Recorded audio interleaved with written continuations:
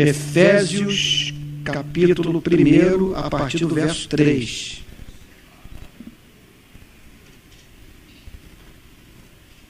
Hoje nós vamos tratar de coisas acerca das quais não é lícito ao homem referir. Nós não somos dignos do que essa passagem nos revela. É muita glória para o Filho de Adão. Contudo, esse Deus nos amou de tal maneira que revelou a sua graça para conosco de uma forma tão maravilhosa, conforme nós encontramos nesses versos de 3 a 6 da carta aos Efésios. Efésios, capítulo 1, do verso 3 ao verso 6. Vamos ter um momento de oração, pedir que a graça de Deus nos visite, que o Senhor abra o nosso entendimento para a compreensão da sua palavra. Vou pedir para a Dorcas fazer uma oração, por favor, em voz alta.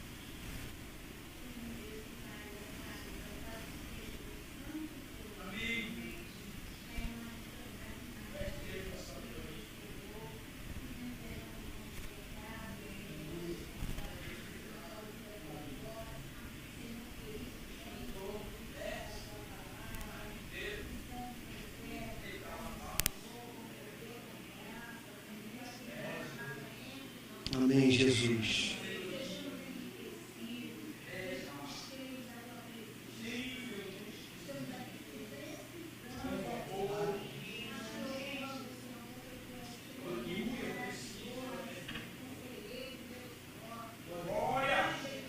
Amém, Jesus.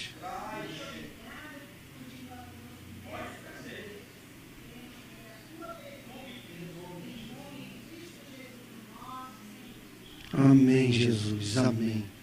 Amém.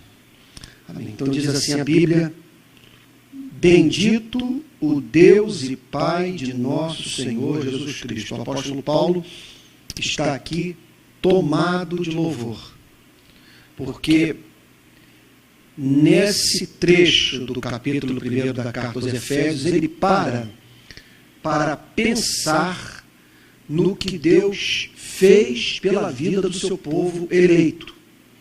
Sua intenção óbvia é a de edificar a igreja, de chamar a atenção da igreja para essas gloriosas verdades, a fim de que a igreja tenha consolação, a fim de que a igreja ame a Deus, a fim de que a igreja se encante com esse evangelho, a fim de que ela cresça em ações de graças e em amor grato pelo seu Criador. Então ele começa dizendo: bendito o Deus e Pai de nosso Senhor Jesus Cristo. Então, nesse verso 3, ele está elogiando a Deus, ele está expressando louvor, ações de graças, ele está declarando o seu amor pelo Criador. Bendito o Deus e Pai de nosso Senhor Jesus Cristo. Então, observem que, mais uma vez, o apóstolo Paulo chama, nesse capítulo 1, Deus de Pai. E isso porque Pai é o nome cristão para Deus. De certa forma, nós cristãos não nos relacionamos com Deus, nós nos relacionamos com o Pai, que certamente é Deus Todo-Poderoso. Mas, para nós cristãos, Deus é muito mais do que aquele a quem atribuímos a qualidade da onisciência, da onipotência, da onipresença. Deus é o nosso Pai. É alguém que nos ama com amor perfeito, infinito, eterno, e também um ser com o qual nós podemos manter um relacionamento pessoal. Ele é o nosso Pai, Ele é o Deus e Pai de nosso Senhor Jesus Cristo. Então é muito importante que nesse verso 3 nós nos lembremos da fonte de todas as bênçãos que recebemos. É o Deus e Pai de nosso Senhor Jesus Cristo, esse Deus amável, esse Deus excelente, esse Deus digno de ser louvado. Ele é o Deus e Pai de nosso Senhor Jesus Cristo. Ou seja, é o Deus que tem vivido a experiência da relação santa que existe entre as pessoas da Trindade. Quando ele fala Deus e Pai de nosso Senhor Jesus Cristo, está falando do amor que une o Pai ao Filho, o Filho ao Pai. Se nós queremos entender a natureza divina e a doutrina da, se é que eu posso falar nesses termos, da felicidade eterna de Deus, nós temos que pensar nesses dois nomes, nessas duas pessoas, o Deus Pai de nosso Senhor Jesus Cristo, porque a felicidade de Deus consiste nesta relação que existe entre as pessoas da Trindade. O Pai contempla o Filho, o Filho contempla o Pai. Vocês imaginem o que é um ser excelente se ver diante de um outro ser excelente. É uma coisa impressionante quando ele diz o Deus e Pai de nosso Senhor Jesus Cristo, está falando de duas das três pessoas da Trindade Santa.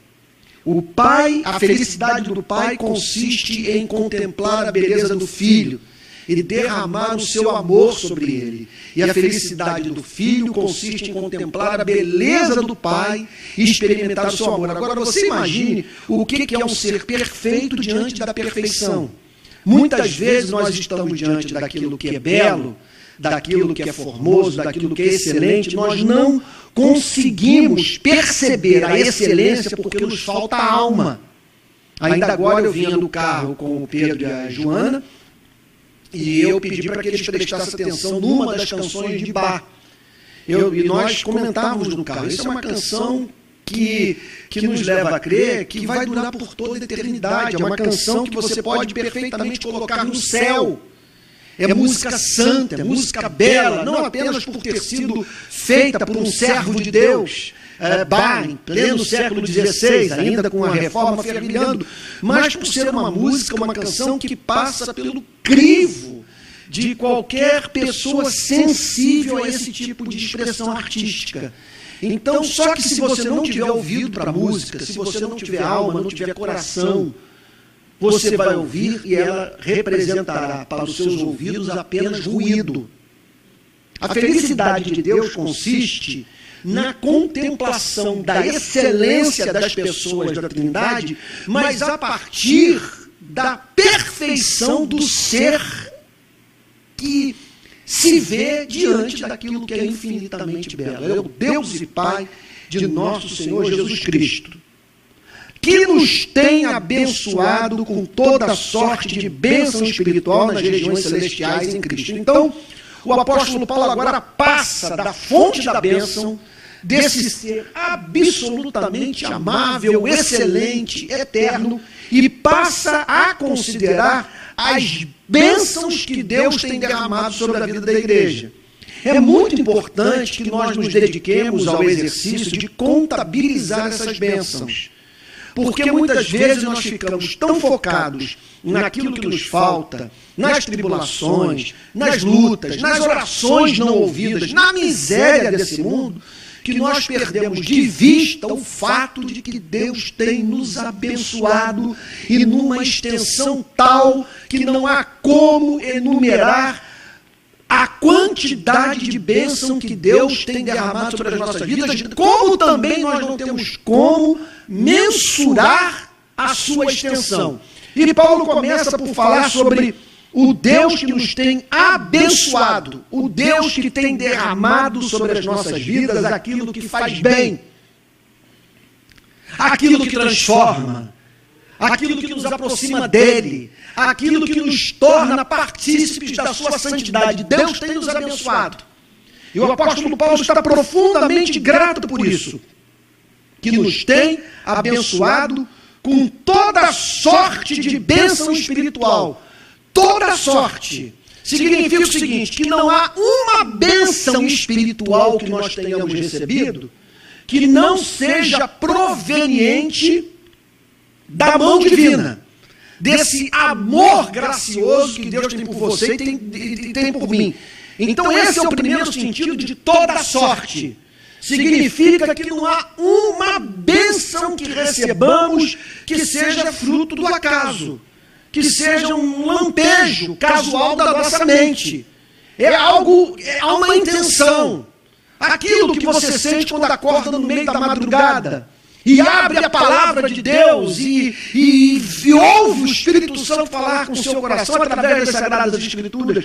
Esse é bênção espiritual. Aquela saudade de Jesus, aquele prazer na oração, aquela convicção de pecado, aquele desejo de largar o pecado, aquela vontade de se santificar, o anelo por servir mais a Deus. Todas essas manifestações espirituais são provenientes da mão de Deus. Bênção que Ele derrama sobre isso e sobre a minha vida. Agora, quando fala de toda sorte de bênção espiritual, está falando também de tudo aquilo que nós precisamos para nos voltarmos para Deus, para passarmos pela experiência de conversão, de novo nascimento, de regeneração e perseverarmos nesse caminho. Então é o Deus que nos concede tudo aquilo que é necessário para a nossa salvação. Então são bênçãos espirituais. Nós temos bênçãos pelas quais nós devemos ser gratos a Deus, que tem a ver com essa vida. Então uma bênção de você estar vestido, estar bem alimentado. Já parou para pensar? A bênção de você não está agora num CTI. A bênção de você não está precisando tomar morfina. Sabe? São inúmeras bênçãos. Se nós, pare para pensar no que você precisa. Que Deus derrame sua vida para você ter um mínimo de paz.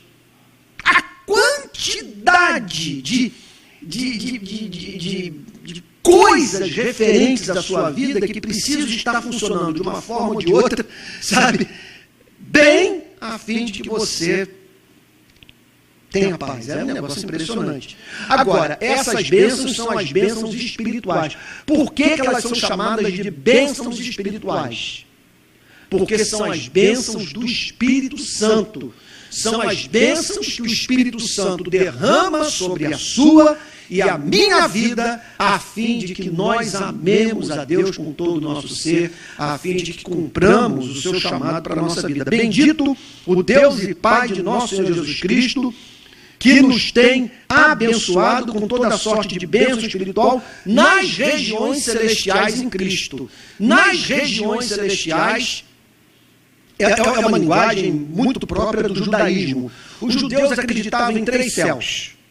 O céu das nuvens, o céu das estrelas e o céu, propriamente dito, o lugar onde Deus habita. Então é sobre esse céu que o apóstolo Paulo está falando. Aquele céu que ele diz para o qual ele foi arrebatado.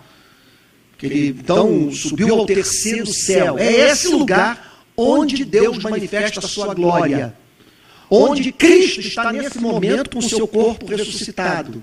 Onde aqueles que morreram em Cristo se encontram, adorando ao Pai, ao Filho e ao Espírito Santo. Ali estão os anjos, os arcanjos, os querubins, e dali o universo é governado, daquela esfera de poder, de autoridade.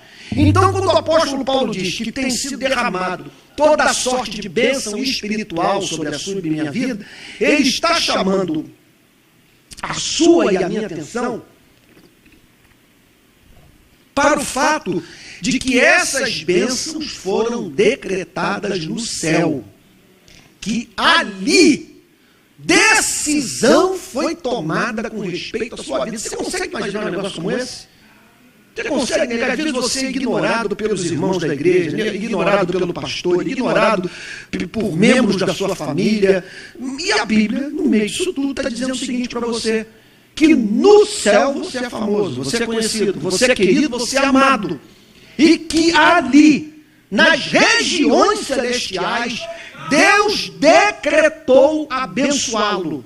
Deus decretou abrir os seus olhos. Deus decretou dar ouvidos para você. Deus decretou tirar o coração de pedra e colocar no lugar um coração de carne. Deus decretou que você não se afastaria de Cristo, que você não abandonaria o Evangelho, que o diabo não teria direito, não teria autoridade sobre a sua vida, nos lugares celestiais. Então, dali, Deus tem derramado toda sorte de bênçãos. Quer dizer, tudo que é necessário para que você não se perca eternamente. E o apóstolo Paulo está encantado com isso. E ele quer que a igreja tome conhecimento disso. Então, eu gostaria de chamá-lo nessa noite a você tomar conhecimento desse fato. Toda sorte de bênção espiritual Deus tem derramado sobre sua vida. Pense nisso. Pense naquela convicção de pecado. Pense naquele culto em que Deus usou o pregador para falar no seu coração. Ou naquele telefonema que trouxe consolação à sua alma. Toda sorte de bênção espiritual nas regiões celestiais em Cristo. Não há bênção que recebamos que não seja através de Cristo. Quando ele fala em Cristo, ele está falando mais do que você ser membro de uma igreja. Ele está falando dessa conexão espiritual que temos com Cristo. Ele está nos lugares celestiais e nós estamos nos lugares celestiais com Ele, pelo fato de sermos membros do seu corpo. Então nós estamos nos lugares celestiais com Cristo. E porque nós estamos em Cristo, Cristo nos abençoa com toda sorte de bênção espiritual nas regiões celestiais. A partir do verso 4, o apóstolo Paulo começa a descrever algumas dessas bênçãos. Algumas dessas bênçãos. Elas são várias. São multiformes. Na teologia calvinista, na teologia reformada, há uma seção dedicada àquilo que os calvinistas chamam de Ordo Salutis, que é a ordem da salvação. As etapas que são cumpridas para que a salvação alcance a vida de um homem e a vida de uma mulher. Então eles dividem a salvação da seguinte forma, e eu acho esse arranjo bastante bíblico, e nos ajuda a entender o amor de Deus, o que Deus fez por nós. Tudo começa com a eleição soberana. Ele elege. Antes, na verdade, da eleição antes dessa eleição soberana, ou concomitante a essa eleição soberana, é o ato do pai entregar um povo para o filho e o filho assumir a responsabilidade de salvar esse povo. Isso é claramente ensinado na Bíblia, especialmente no capítulo 17 do Evangelho de João. Quando o Senhor Jesus diz, não oro pelos do mundo, oro pelos que são teus, porque tu nos deste. Então, o pai deu um povo para o filho e o filho assumiu a responsabilidade de redimir esse povo. Então, você tem ali o pacto feito entre o pai e o filho, a eleição da igreja. Em seguida, você tem a regeneração, o ato de Deus transformar a nossa natureza, de nos dar olhos para ver, ouvidos para ouvir.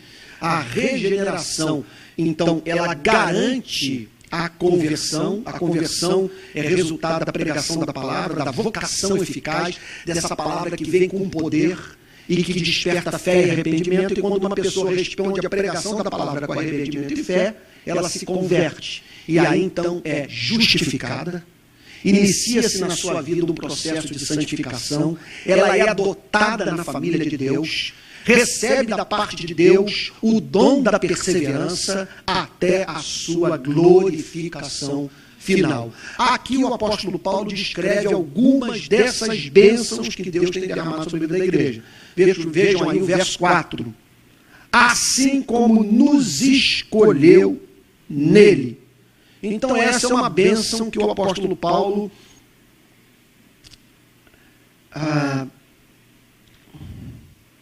tratou de trazer à memória da igreja, pela qual ele era profundamente grato. Notem bem, tudo aquilo que o apóstolo Paulo passa a dizer a partir do versículo 4 tem como objetivo a edificação da igreja, a nossa consolação, o nosso fortalecimento, a renovação do nosso amor, o crescimento das ações de graças. Então ele diz, como nos escolheu nele antes da fundação do mundo. Com isso o apóstolo Paulo está dizendo que nós só amamos a Deus porque ele nos amou primeiro. Que ele está nos ensinando que a nossa salvação tem como fundamento a vontade soberana de Deus.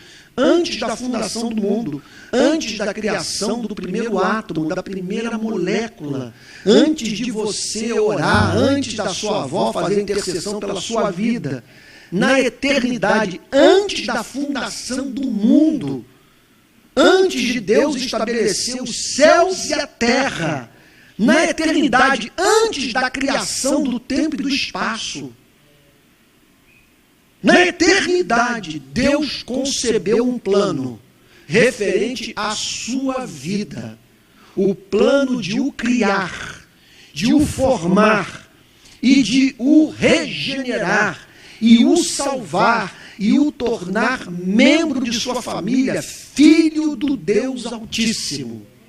Filho do Deus Altíssimo. Então, ele nos escolheu antes da fundação do mundo. Há uma divisão no meio teológico sobre essa escolha. Então você tem o ponto de vista arminiano, você tem o ponto de vista calvinista. Tudo gira em torno da seguinte pergunta: como foi essa escolha? Ele me escolheu porque ele previu que eu ia crer e me arrepender? Ou ele me escolheu com base no seu decreto, com base na sua vontade, e o arrependimento e fé são obras do seu amor soberano? Não é previsão de que por algum motivo eu nasceria melhor do que os demais, mas sim algo que foi decretado por Deus, que o Espírito Santo haveria de operar na minha vida por um ato de pura graça e amor. Eu não tenho dúvida de qual resposta dá para essa pergunta, porque nós temos que fazer uma escolha quando pensamos na nossa salvação, quando paramos para pensar no que aconteceu na nossa vida. Responda-me a seguinte pergunta: você se considera um sortudo ou você se considera amado?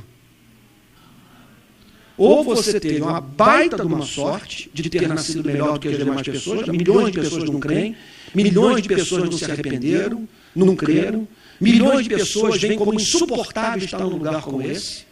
Se você for pensar agora, nesse exato momento, tem gente em sauna, tem gente jogando tênis, tem gente assistindo Big Brother, site pornográfico, tem gente postando foto de pudim, sabe, jogando no Instagram, tem de tudo nesse exato momento, sabe? E milhões de pessoas não têm o mínimo interesse pelo que você está fazendo. Pelo que você está fazendo. Agora, eu quero que você me responda a seguinte pergunta: como explicar uma coisa como essa? Por que você tem interesse pela Bíblia? Por que você tem fome e sede de Deus? Por que você quer glória, honra e incorruptibilidade? Por que essas palavras tocam o seu coração? Por que você não troca o maior prazer desta vida pela comunhão com Deus? Por quê? Por causa do que o apóstolo Paulo diz aqui no capítulo 1, verso 4. Assim como nos escolheu nele, em Jesus Cristo, antes da fundação do mundo. Antes da fundação do mundo. Antes dele dizer, haja luz. Ele disse para você, haja salvação. Assim como nos escolheu nele, antes da fundação do mundo. Essa é uma doutrina que muitos consideram como perigosa, porque ela gera uma confiança que alguns pregadores têm como suicida.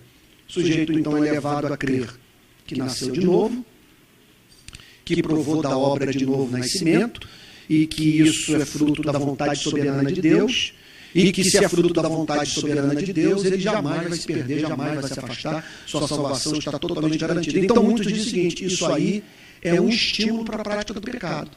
Essa pessoa então se considera segura da salvação, e por estar segura da salvação, por estar certa que não vai perder a salvação, ela se sente livre para pecar. Só que o apóstolo Paulo nos apresenta uma verdade que deve ser considerada por todos nós. O que ele diz no verso 4 é o seguinte: jamais se considere eleito enquanto você não for santo. Porque olha o que ele diz no verso 4. Assim como nos escolheu nele, antes da fundação do mundo, para sermos santos e irrepreensíveis perante ele em amor. Então, a eleição tem como objetivo a santidade de vida. Note que ele está dizendo que antes da nossa própria felicidade, Deus nos elege para a santificação, para sermos santos, para termos aquela santidade íntima de coração. E Martin Lloyd Jones considera a palavra irrepreensível, a opinião de outros comentaristas bíblicos, como significando a exteriorização da santificação. Quando ele fala santo, ele está falando do aspecto interno. Quando fala de irrepreensível, está falando sobre uma vida que pode ser examinada e na qual você não encontra motivo de reprovação. Então ele nos predestinou para sermos santos e irrepreensíveis. O maior sinal de que você é um eleito é a santidade de vida. E uma santidade que se exterioriza. Não é uma santidade que tão somente te põe para ler a Bíblia, para ir à igreja. Ou, sabe, é uma santidade que torna você melhor filho, melhor pai, melhor esposa, melhor marido, melhor cidadão. Cidadão. É uma santidade que torna você parecido com Cristo, uma santidade que faz com que você se torne uma pessoa doce. É uma santidade que é incompatível com a arrogância, com a soberba, com a presunção. Então, ele o predestinou para ser santo. O que significa o seguinte, que no seu infinito amor, Deus quer ter prazer na sua vida. Ele não quer que você seja apenas objeto do seu amor benevolente, que é aquele amor que o leva a tratar com bondade suas criaturas. Ele quer que você seja objeto do seu amor complacente, aquele amor que vem acompanhado de deleite. Vocês estão entendendo a diferença entre uma coisa e outra? Eu posso amar uma pessoa sem ver excelência nela. Eu a amo, eu invisto na sua vida. Foi mais ou menos a experiência que vivemos quando visitamos aqui as prisões do Rio de Janeiro. Leila está bem lembrada desse período, que nós estivemos ali, especialmente a Leila, cuidando dos dentes de alguns dos maiores criminosos do Rio de Janeiro e do Brasil. Aquilo era amor, mas não era um amor complacente, porque Leila e os demais voluntários não se deleitavam no que aqueles homens fizeram. Não se deleitavam no caráter daqueles homens. Estavam sendo movidos por amor gracioso. Aquele amor que nos leva a cuidar dos que não são dignos desse mesmo amor. A maravilha é quando o amor vem acompanhado desse deleite. Quando você se vê diante de alguém que é possuidor de excelência moral. O que o texto está dizendo é que Deus nos predestinou para Ele ter prazer em nós. Ele nos predestinou para nos tornarmos belos aos seus olhos. Quando o texto diz, nos escolheu antes da fundação do mundo para sermos santos. O que o texto está dizendo é que Ele nos escolheu para Ele. Vocês estão lembrados aqui do verso 3? O pai contemplando o filho. Ele quer ter esta mesma espécie de relação com você e comigo. Ele quer olhar para a sua vida e poder dizer o que disse para o seu único filho no Rio Jordão. Tu és o meu filho amado. Em ti eu me deleito. Em ti eu me comprazo. Então, qual deveria ser, portanto, a maior ambição do crente? E qual é a maior ambição do eleito? É viver para fazer Deus sorrir. Ele quer ser objeto do deleite do seu Criador. Ser santo e irrepreensível, e tudo isso em amor. Eu sou favorável à tradução que coloca a vírgula depois da palavra amor. Que o amor não está conectado aí ao verso 5, e sim ao verso 4. Que essa santidade de vida é uma santidade, não é mecânica. Não é mera moralidade, não é um verniz de decência.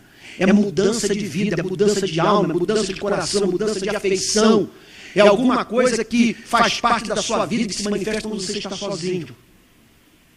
Em amor, amor a Deus. Amor que o leva a adorar e a amar tudo o que Ele ama. E amor que o leva a tratar com dignidade as pessoas. Uma grande mudança que houve no meu conceito de santidade de vida nos últimos anos, que não era a ênfase do meu ministério, é ver a santidade como um profundo respeito pela dignidade humana. O santo é alguém que, quando o garçom abre a garrafa de água mineral e enche o copo, diz muito obrigado. O santo vê os invisíveis. O santo não banaliza o sofrimento humano. O santo lida com cada ser humano a partir da antropologia bíblica. Daquilo que a Bíblia fala sobre a origem do homem. Todos foram criados à imagem e semelhança de Deus, o que levou C.S. Lewis a dizer que você jamais na sua vida cruzou com um ser humano comum. Todos são possuidores desse valor em razão da sua origem divina. Santo e irrepreensível. Santo e irrepreensível. Sem santificação ninguém verá o Senhor. E isso precisa ser pregado nas nossas igrejas. Por que precisa ser pregado nas nossas igrejas? Gente, eu repito. Precisa ser pregado nas nossas igrejas, porque nunca os cristãos foram tão parecidos com os não cristãos. Eu nunca vi isso. Quando eu olho para a igreja e vejo pastores se separando, membros de igreja dissolvendo o casamento como se fosse a coisa mais normal. Gente, isso é alguma carência no nosso discipulado. Quando eu vejo o comportamento dos cristãos nas redes sociais, eu tenho dito isso, eu nunca vi tanto cristão mal educado, estúpido, ignorante. E isso é sintomático da qualidade da nossa pregação. Cristãos, alguma coisa que eu quero entender. Cristãos amargurados, cristãos que se recusam a perdoar pessoas. Eu tenho visto, nesses últimos dias, pessoas pecando em questões que são basilares, que são essenciais.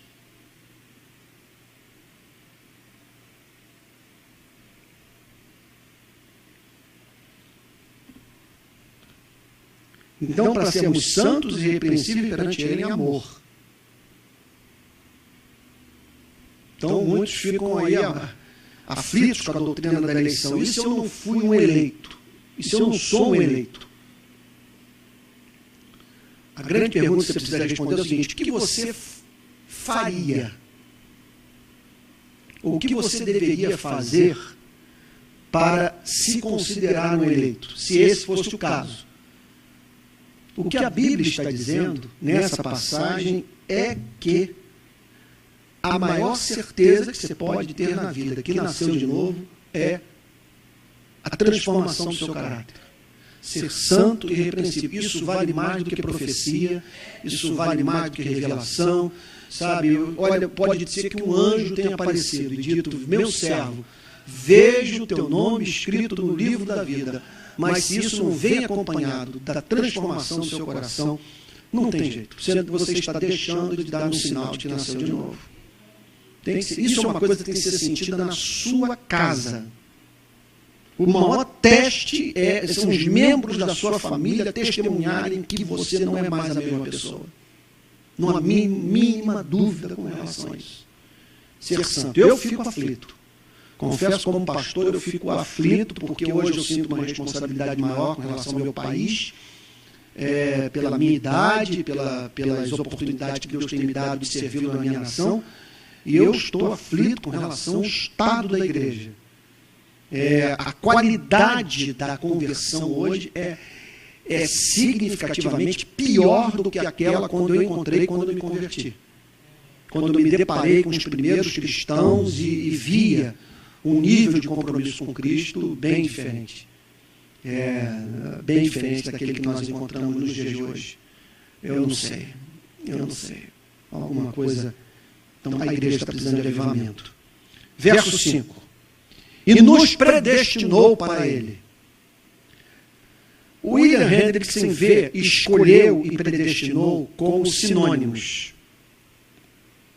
Martin Lloyd Jones afirma num dos seus sermões que ele tem um ponto de vista diferente do William Hendrickson, que ele vê a palavra predestinou como o plano de Deus de salvar, e a palavra elegeu como o método que Deus usou para salvar.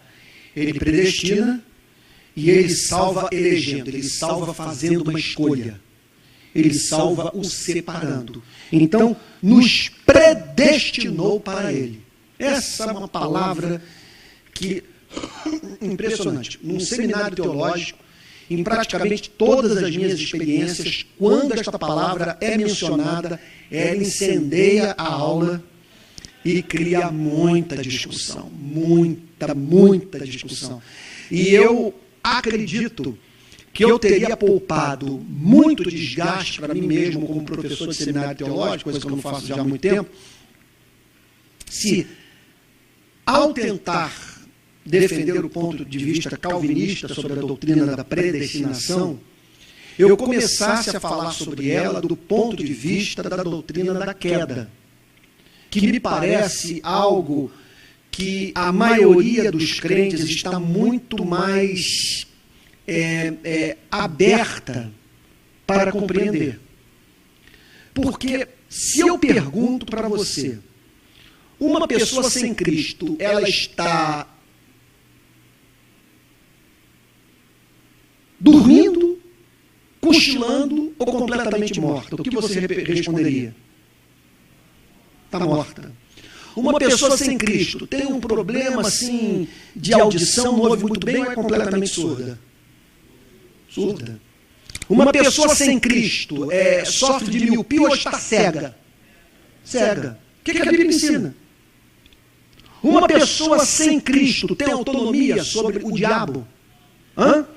Você pode dizer que uma pessoa sem Cristo tem liberdade em relação a esse planeta, a cultura desse século? O que você responderia? Um homem sem Cristo pode ser comparado a um Lázaro, antes de ouvir o Lázaro vem para fora? Um homem sem Cristo. Podemos comparar a sua vida, a vida de Lázaro? Está morto. Está morto. Então, o que a Bíblia ensina em não poucas passagens, que o homem sem Cristo está morto, ele é escravo do pecado, ele é escravo do mundo, ele é escravo de si mesmo. O homem sem Cristo, a ponto do profeta Jeremias, numa passagem até meio jocosa, ele diz a seguinte coisa, é uma pergunta que ele faz ao povo de Israel. Ele está profetizando para Israel, e ele pergunta a seguinte coisa. Deixa eu pegar aqui, livro do profeta Jeremias. Olha só, Jeremias capítulo 13, versículo 23. Pode acaso o etíope mudar a sua pele? O etíope, pode um negro ficar branco? Ou uma pessoa branca ficar negra? Michael Jackson tentou, mas não conseguiu. Então, pode acaso o etíope mudar a sua pele ou o leopardo as suas manchas? Dá para o leopardo tirar suas manchas? Aí Jeremias então conclui dizendo, então poderíeis fazer o bem estando acostumados a fazer o mal. Da mesma maneira que o etíope não pode mudar a sua cor, nem o leopardo tirar as manchas da sua pele, não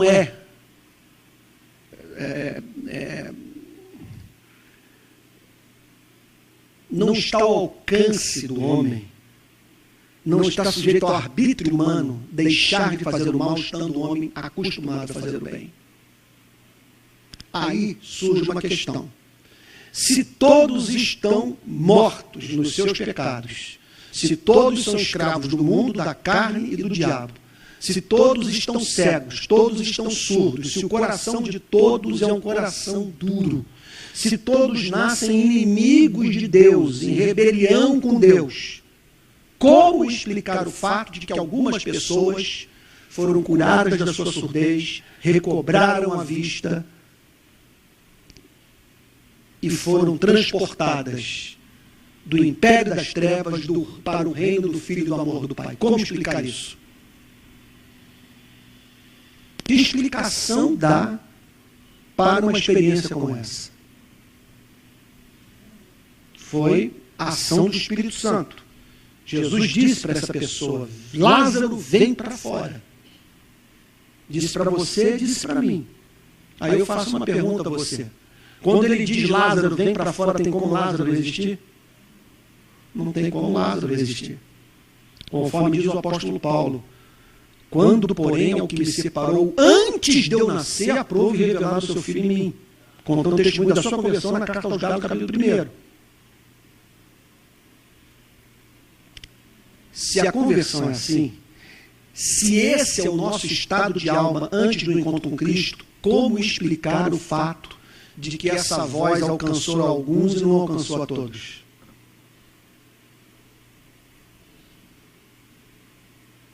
É fato que a fé não é de todos. É fato que há pessoas que não vão se converter nunca. Inclusive pessoas que fazem parte de igreja evangélica. Não vão se converter nunca. Não nasceram de novo, não vão nascer de novo nunca.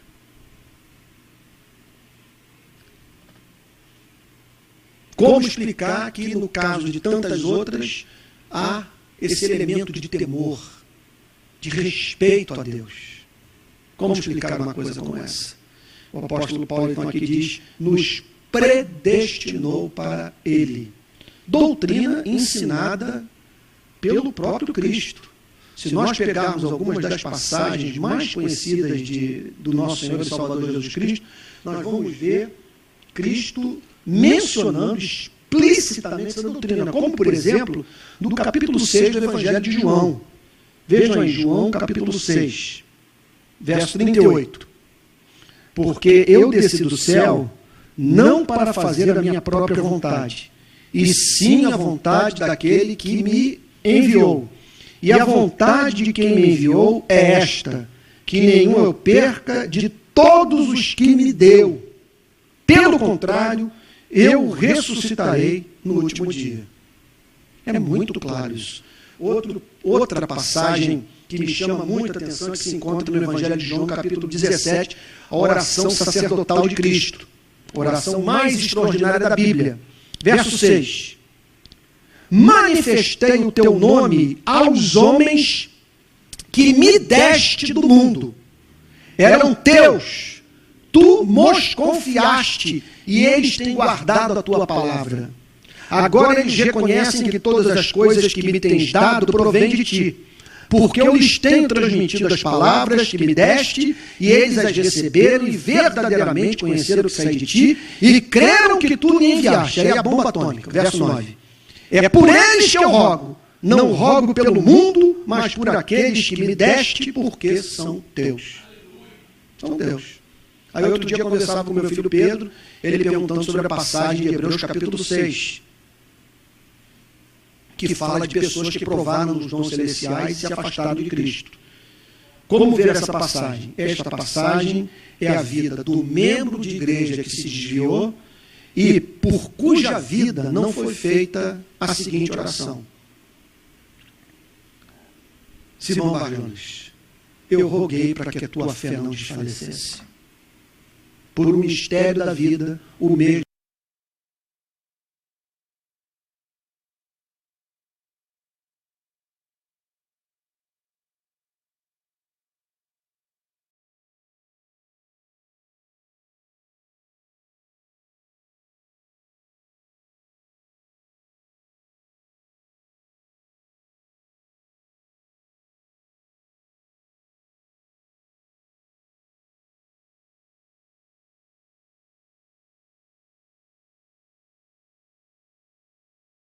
não foi dito para Judas Iscariotes, mas foi dito para Pedro. Simão, Simão, eis que Satanás vos reclamou para vos peneirar, mas eu roguei por ti, para que tua fé não desfalecesse. Então, a doutrina é claramente ensinada pelas Sagradas Escrituras. Nos predestinou para Ele para a adoção de filhos. Essa é uma outra bênção que levou o apóstolo Paulo a dizer: bendito Deus e Pai de nosso Senhor Jesus Cristo, porque Ele nos predestinou para a santificação e para a adoção.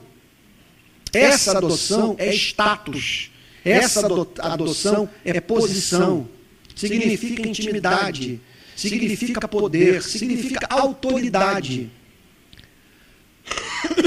Nós não sabemos o que nos aguarda.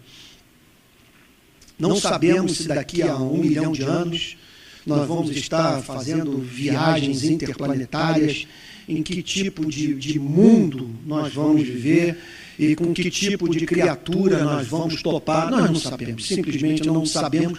Tudo que sabemos é que a Bíblia diz que nem olhos viram, nem ouvidos ouviram, nem jamais penetrou no coração humano o que Deus tem preparado para aqueles que o amam. O que eu sei é o seguinte: seja em que mundo for que nós venhamos a viver e com que tipo de criatura nós venhamos a topar, por onde quer que nós andarmos, as criaturas racionais de Deus terão que olhar para nós e dizer: ali vai o Filho de Deus, ali vai a menina dos olhos do Criador.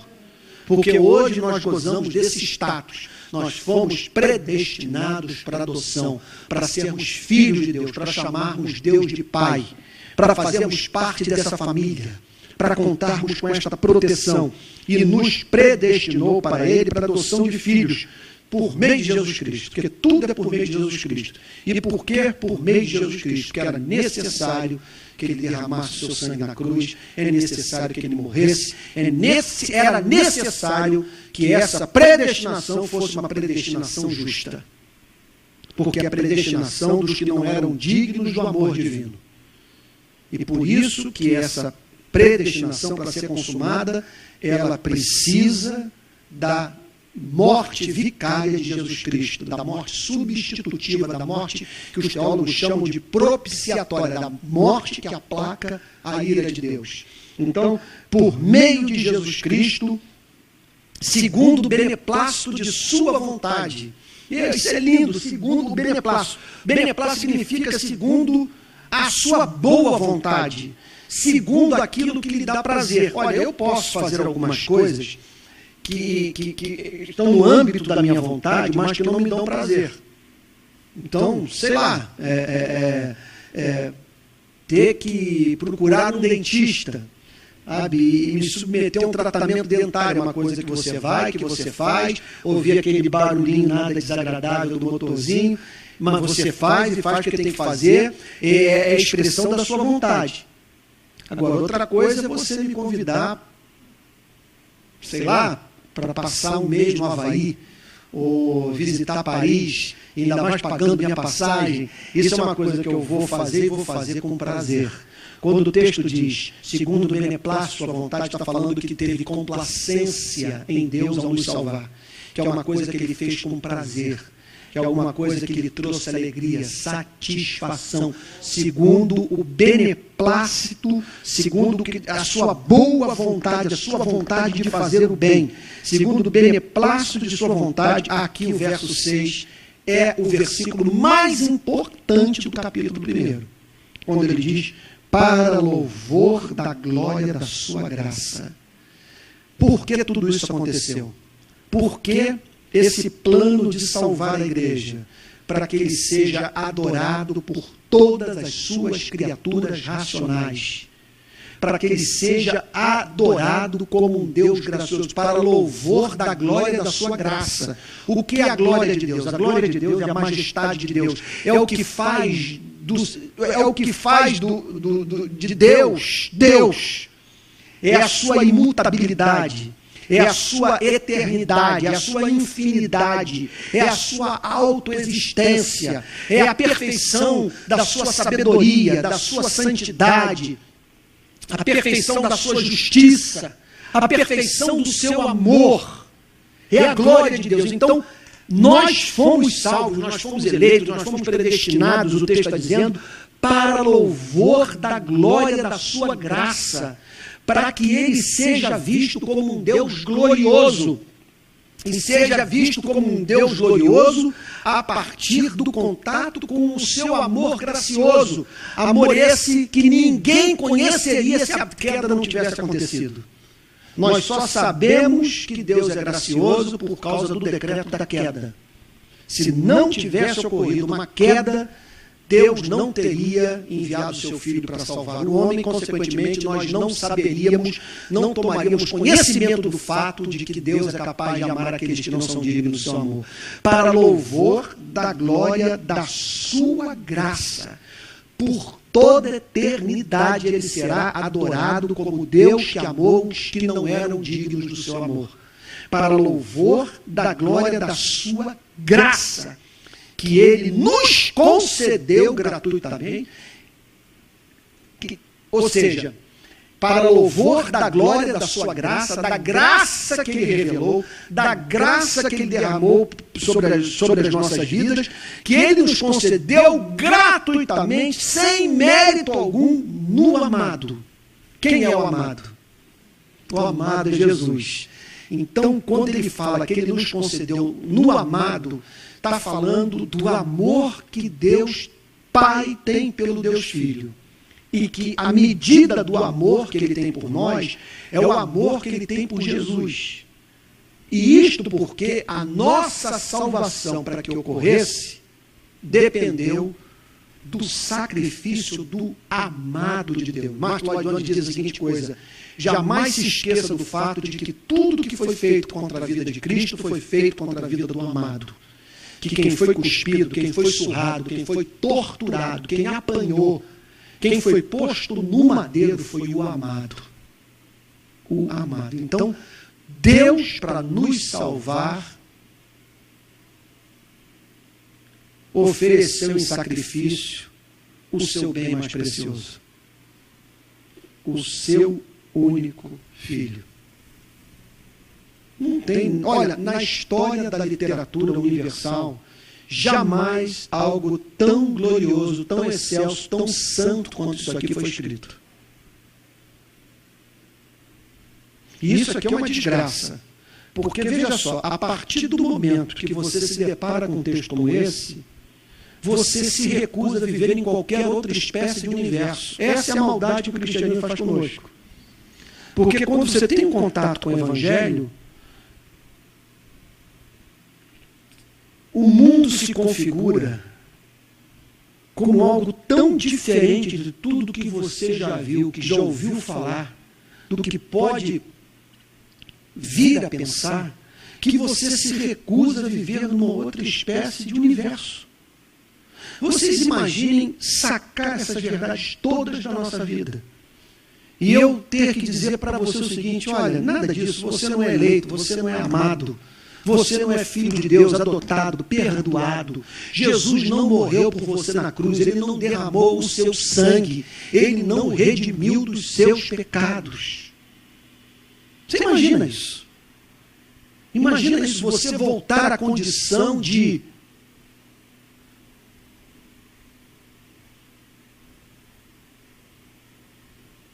obra do acaso, elo da cadeia evolucionária,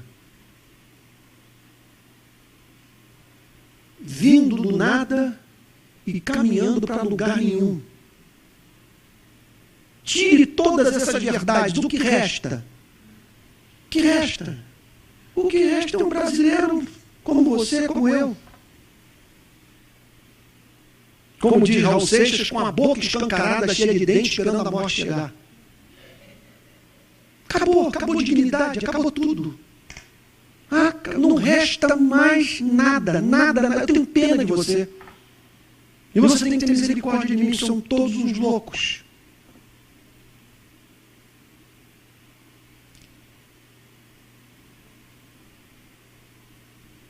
Nunca o homem foi tão exaltado. Ninguém jamais apresentou um conceito sobre o homem como Efésios, capítulo 1, a partir do verso 3. Olha, e eu vou mais adiante. Se essas palavras não consolaram o seu coração, não há esperança para a sua felicidade. Você jamais será feliz, porque isso aqui foi escrito para a nossa felicidade. Isso aqui é o fundamento da nossa alegria, da nossa paz. Isso aqui ninguém pode roubar de você. Você pode perder a casa, você pode perder o emprego, pode perder tudo. Mas isso aqui é seu, eternamente seu. E sua mente você pode remetê-la para essas verdades em qualquer momento, qualquer ocasião da sua vida. E se você se dedicar a esse exercício, jamais você será privado da paz que excede todo entendimento. Se nos momentos de maior batalha, de maior angústia, de maior aflição, você se lembrar que é eleito, você se lembrar que é amado, que foi adotado por Deus na sua família, que nos lugares celestiais foi decretado que a bênção do Espírito fosse derramada sobre sua vida. Meu Deus, é muita glória. É muita glória. Isso é coisa de deixar todos nós encantados, sem palavra, para expressar a nossa gratidão. E eu espero que, apesar de eu estou um pouco assim mal acostumado, porque como eu tenho viajado muito pelo Brasil para concentrações assim significativamente grandes, e em igrejas pentecostais a resposta do povo é muito imediata. É muita gente chorando, é muita gente quebrantada, é muita gente espontaneamente levantando os braços, colocando de pé, tirando do bolso o lenço, enxugando as lágrimas.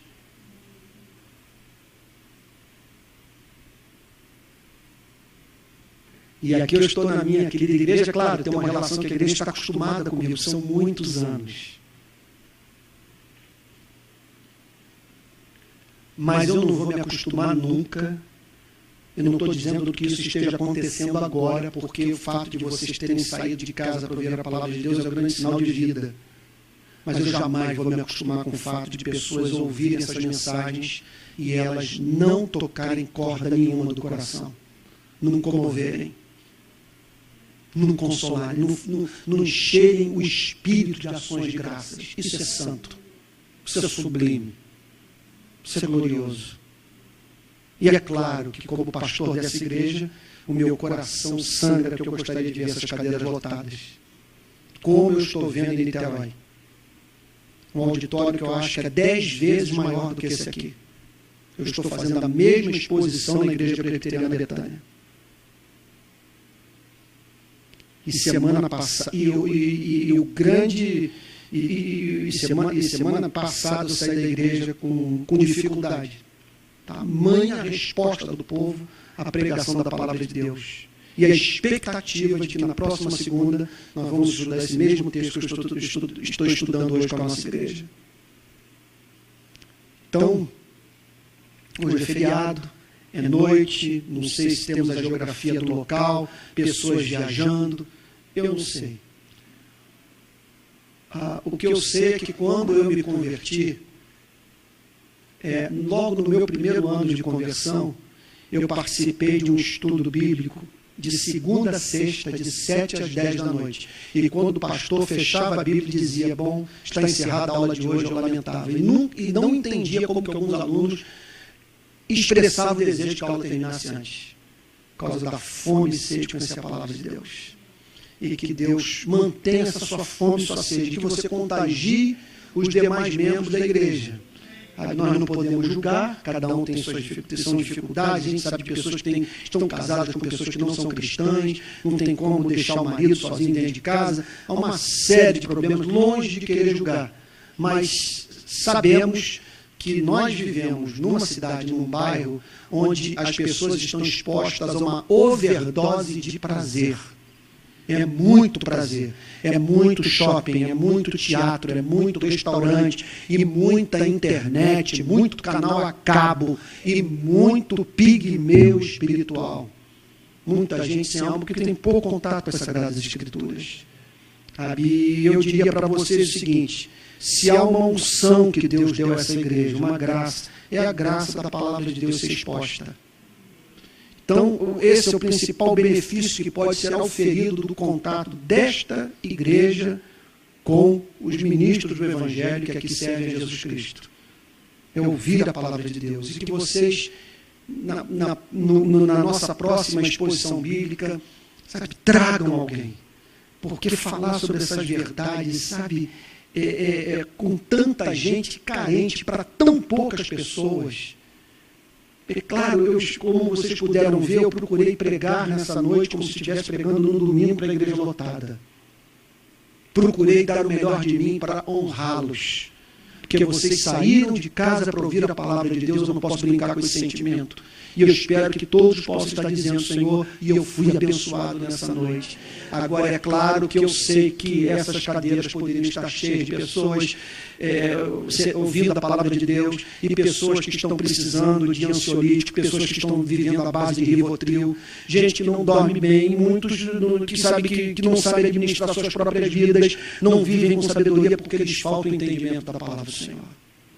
Que Deus abençoe a nossa querida igreja, que ela não se prive desta bênção maravilhosa, que é a bênção de ouvir a verdade de Deus revelada na sua palavra. Amém? Amém. Irmãos queridos, alguma dúvida, algo que não ficou claro para o qual os irmãos gostariam de ter mais esclarecimento?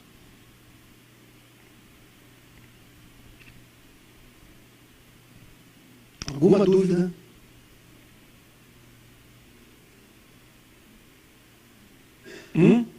Algo que os irmãos assim gostariam de alguma questão, algo que não ficou claro?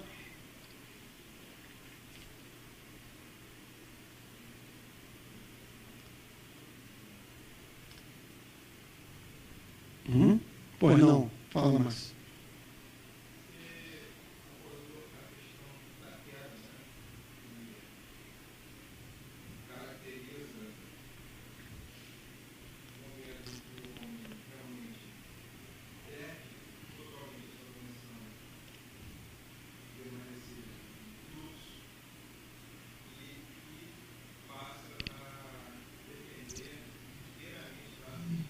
É verdade.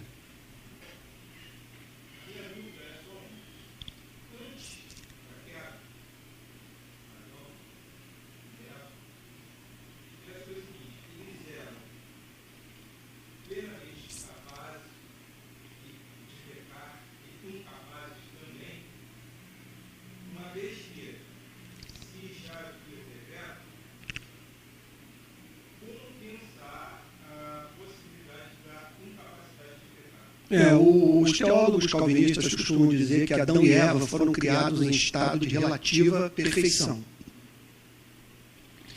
E que há uma diferença muito grande entre eles, nós, nesse presente momento das nossas vidas, e o que nós haveremos de ser no céu. Então, alguns teólogos costumam dizer a seguinte coisa, que Adão e Eva podiam dizer,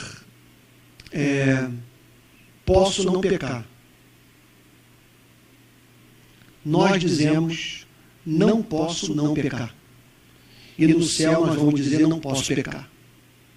No céu, a santificação estará completa e nós estaremos livres de qualquer possibilidade de queda. Nós receberemos o dom da salvação, seguido da presença da santificação plena. Adão e Eva não tinham esse dom.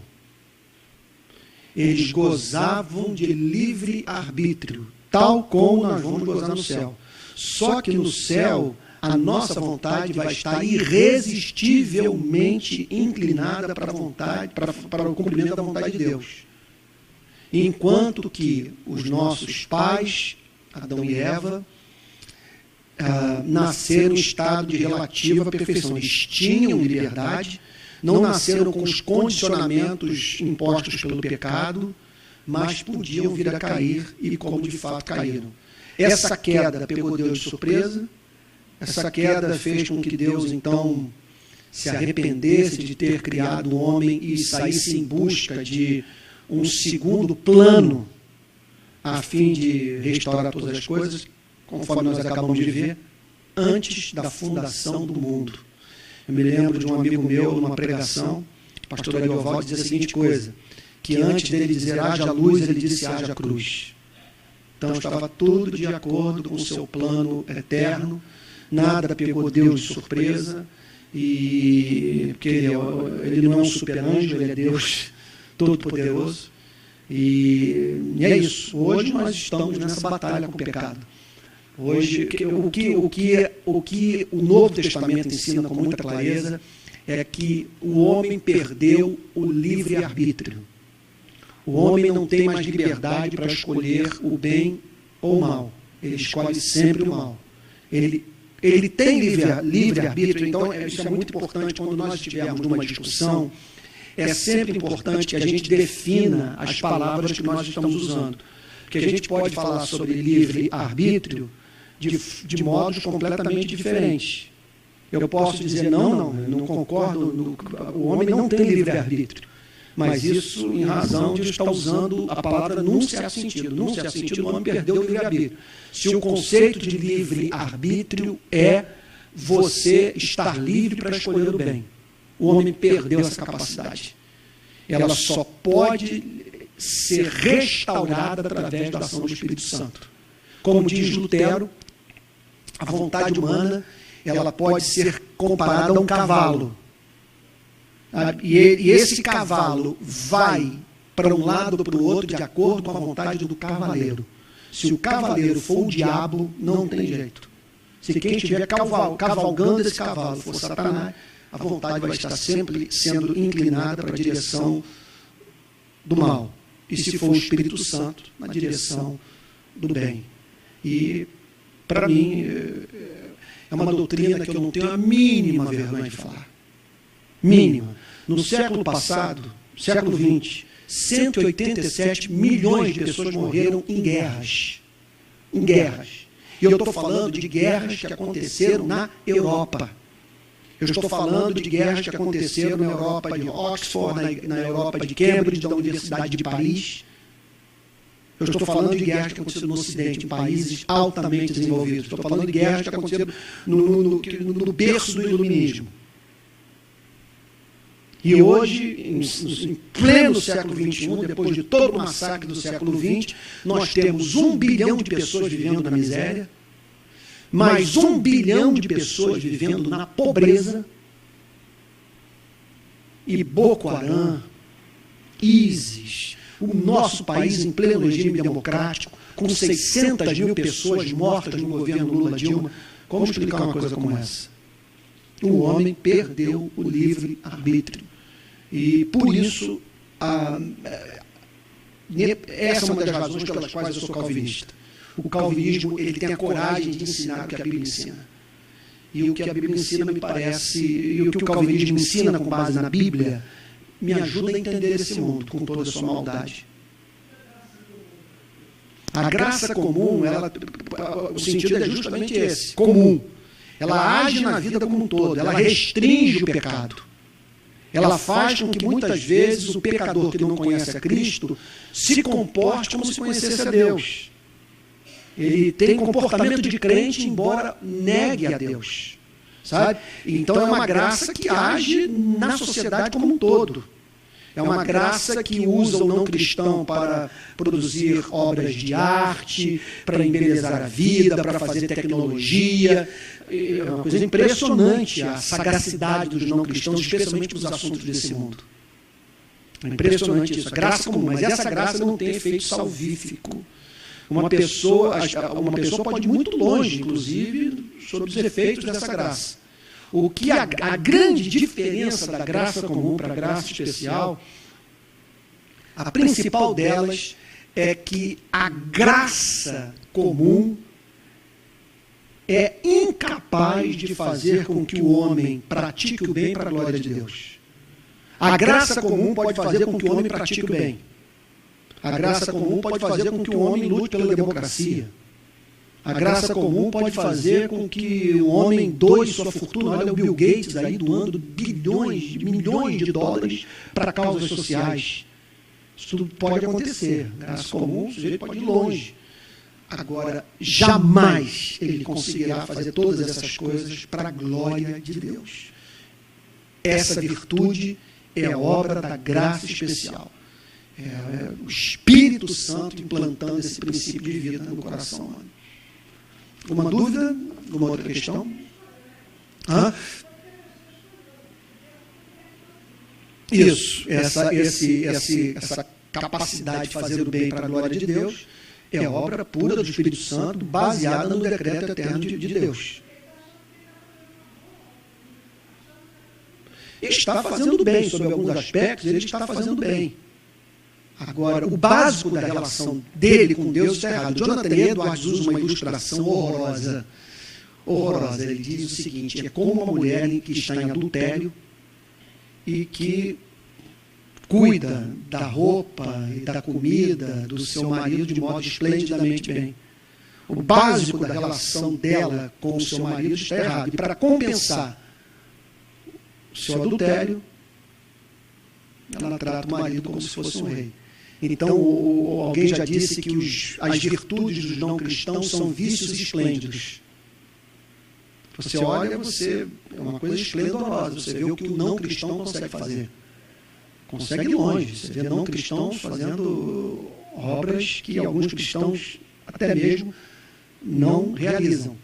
Mas o que ele não consegue é fazer isso visando a glória de Deus. Ele pode fazer isso pela democracia, ele pode fazer isso pelo PT, pelo PSDB, ele pode fazer isso. Olha, por exemplo, eu perguntei agora na viagem que eu fiz à Palestina, eu perguntei sobre a criminalidade nos assentamentos palestinos, nos campos de refugiados palestinos, nas cidades palestinas. Sabe o que o sujeito me disse?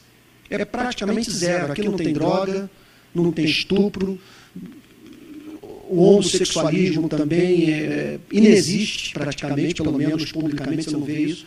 E aí eu perguntei, mas qual é o motivo disso? E ele disse, primeiro, as leis lá, segundo ele, são muito rigorosas, mas segundo, mais importante, é um elemento da cultura da Palestina, que é que quando uma pessoa erra, seu erro se torna público, ela traz vergonha para a família. O erro de uma pessoa, ele não é dissociado na cultura árabe da sua família. Isso envergonha o pai, envergonha a mãe, envergonha todo mundo. Não é como aqui no Brasil.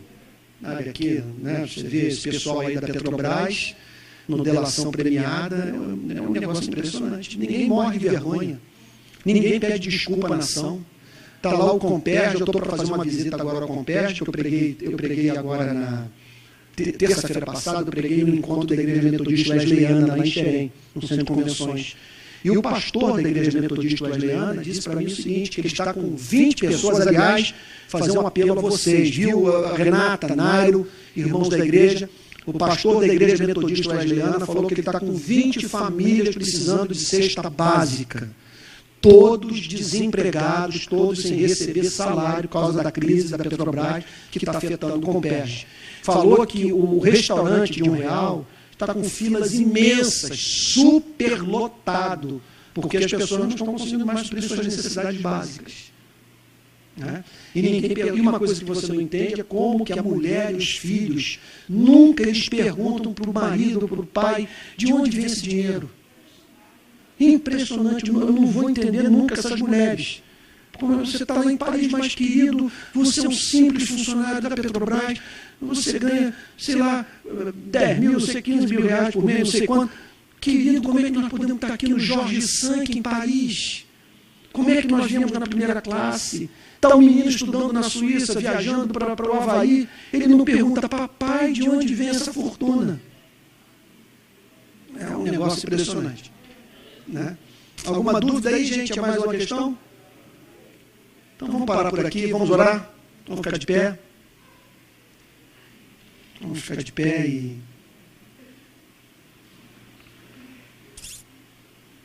André, você pode fazer uma oração por nós, pedindo que Deus nos abençoe.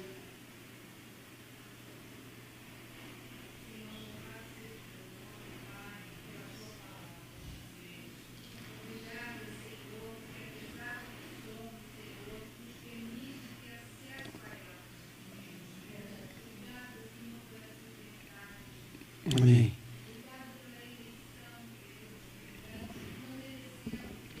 Amém, Jesus.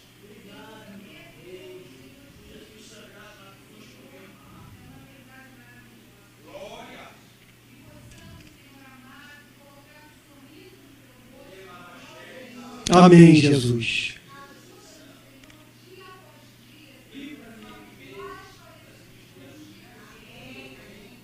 Amém, Jesus.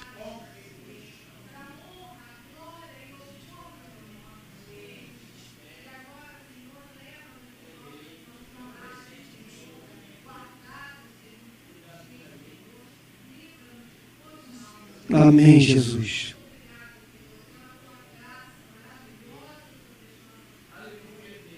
Amém, Jesus. Amém, Jesus. Amém. E que a graça do Senhor Jesus Cristo, o amor de Deus o Pai e a comunhão do Espírito Santo sejam com cada um de vós, desde agora e para todos sempre.